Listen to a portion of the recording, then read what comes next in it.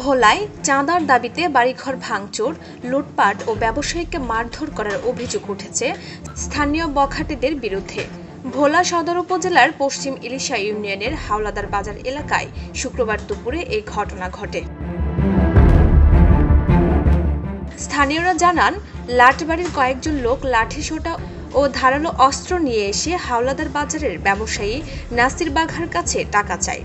নাসির বাঘা টাকা দিতে রাজি না হলে এক পর্যায়ে তাদের মধ্যে বাকবিতণ্ডা সৃষ্টি হয়। পরবর্তীতে নাসির বাঘা ও তার ভাতিজা ইয়ামিনকে মারধর করে। তারা দৌড়ে গিয়ে বাড়িতে আশ্রয় নিলে সেখানেও ভাঙচুর ও লুট করে দুর্বৃত্তরা।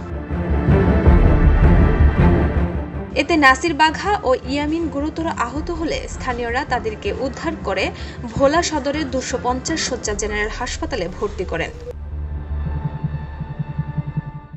এ বিষয়ে ভোলা সদর মডেল থানার ভারপ্রাপ্ত কর্মকর্তা আবু শাহাদাত মোহাম্মদ হাসনাইন পারভেজ বলেন, এই ঘটনায় ভোলা সদর মডেল থানায় একটি মামলা দায়ের হয়েছে এবং ঘটনাস্থল থেকে একজনকে আটক করা হয়েছে। বাকি আসামিদের আটকের চেষ্টা করা হচ্ছে। ডেস্ক রিপোর্ট, ভোরের পাতা।